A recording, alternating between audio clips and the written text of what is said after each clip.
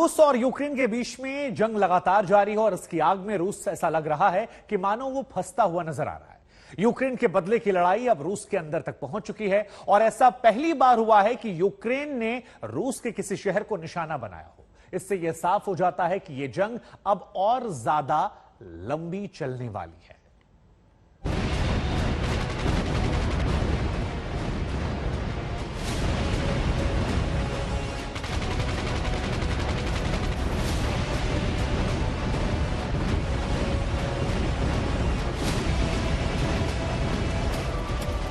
जिस जंग ने यूक्रेन को तबाह कर दिया,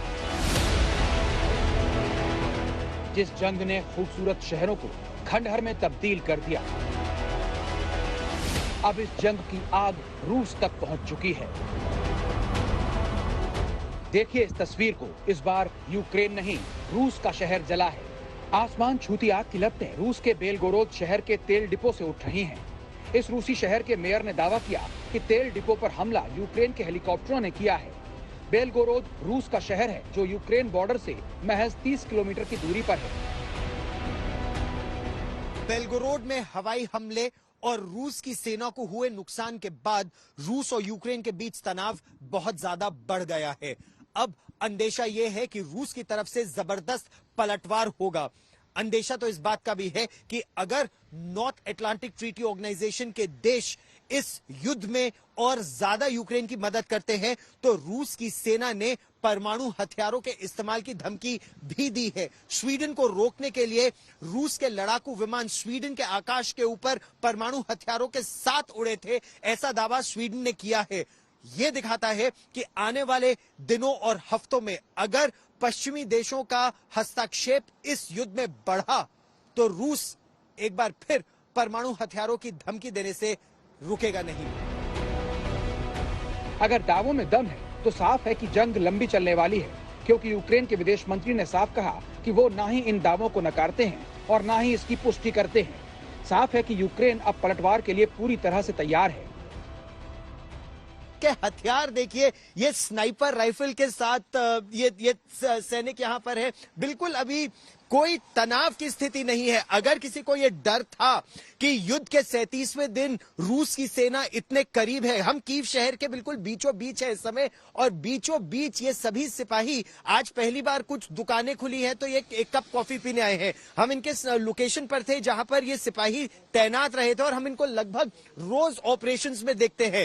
रोज ये बिल्कुल उस मुद्रा में रहते हैं कि कभी खाना खाने का समय नहीं, कभी आराम करने का समय नहीं। लेकिन धीरे धीरे पिछले कई दिनों में और खासतौर पर कल जब हम इरपिन से रिपोर्ट कर रहे थे, जिस तरह से रूस की सेना को पीछे खदेड़ते हुए या रूस की सेना जब पीछे हटी तो यूक्रेन की सेना जब आगे बढ़ रही है, वो खबर जब यहां कीव तक भी आ रही है तो वो तनाव अब कम होता यहां साफ नजर आ रहा है।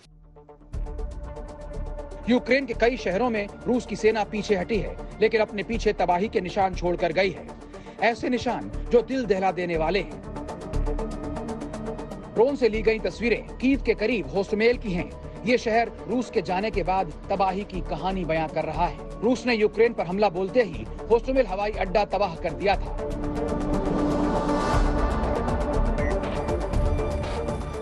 कीव के उत्तरी इलाके के इस गांव की तस्वीरें और भी भयावह हैं। यहाँ की सड़कों पर जहां तहां रूसी सैनिकों के शव पड़े हैं। यूक्रेनी सैनिकों ने इस गांव को फिर से रूसी सैनिकों से छीन लिया है।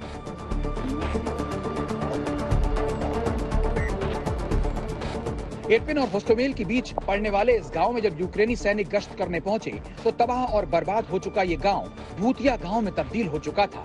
34 साल के यूक्रेनी सैनिक अलेक्जेंडर ने कहा कि मारे गए रूसी सैनिक बच्चों की तरह नए रंगरूट हैं, जिन्हें पुतिन ने मौत के मुंह में धकेल दिया। मारियुपोल में तबाही जारी है। यहाँ रूसी सैनिक अब भी गोले दाग रहे हैं। एक इमारत में गिरी मिसाइल के बाद करीब 24 लोगों के मारे जाने का दावा किया जा रहा है।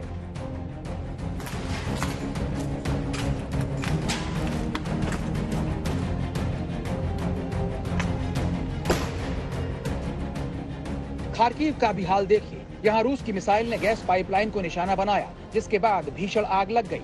गैस की सप्लाई बंद करनी पड़ी, जिससे हजारों लोगों की मुश्किलें बढ़ गईं। युद्ध के 37वें दिन अगर हम बात करें इरपिन की, बूचा की, ब्रोवरी की, कीव के आसपास के कई इलाकों से रूस की सेना पीछे हटी है और यूक्रेन की सेना आगे बढ़ी है। रूस की माने तो ये बातचीत से पहले दोनों देशों के बीच विश्वास बढ़ाने का कदम है, लेकिन अगर यूक्रेन की सेना की माने कि उसके युद्ध कौशल की वजह से, उसके पराक्रम की वजह से उसने इरपिन, बूचा और ब्रोवरी जैसे इलाके से रूस की सेना को पीछे खदेड़ने में सफलता पाई है और इन इलाकों में अब यूक्रेन की सेना तेजी से अपने पैर पसार रही है, अपनी पोजीशन को मजबूत कर रही है, क्योंकि अंदेशा यह है कि अभी स्थायी शांति नहीं स्थापित हुई है, अभी कुछ तनाव में कमी आई है, लेकिन आने वाले दिनों में या हफ्तों में कीव की लड़ाई अगर शांति प्रक्रिया सफल नहीं हुई तो और गंभीर रूप ले सकती है। यूक्रेन के इलाकों से भागे रूसी सैनिक अपना काफी सारा हथियार और गोला बारूद छोड़ गए हैं। शहर शहर रूसी सैनिकों के खदेड़े जाने को लेकर यूक्रेन के राष्ट्रपति ज़ेलेंस्की बेहद उत्साहित हैं। У рази більше, ніж думав ворог.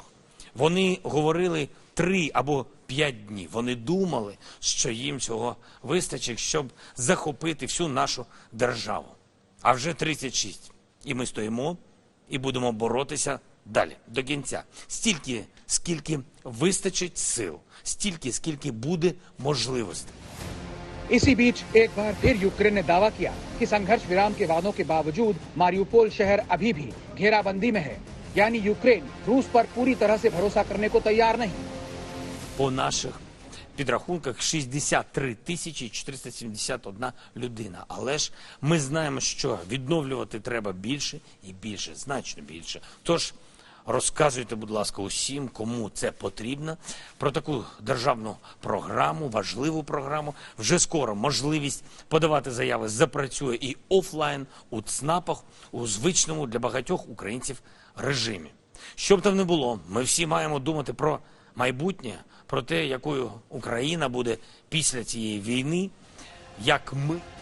दोनों मुल्क के बीच बातचीत का दौर शुरू होता है, लेकिन नतीजा नहीं निकलता, जंग नहीं रुकती, ये तबाही नहीं खत्म होती, जिसका खामियाजा यूक्रेन की जनता उठा रही है।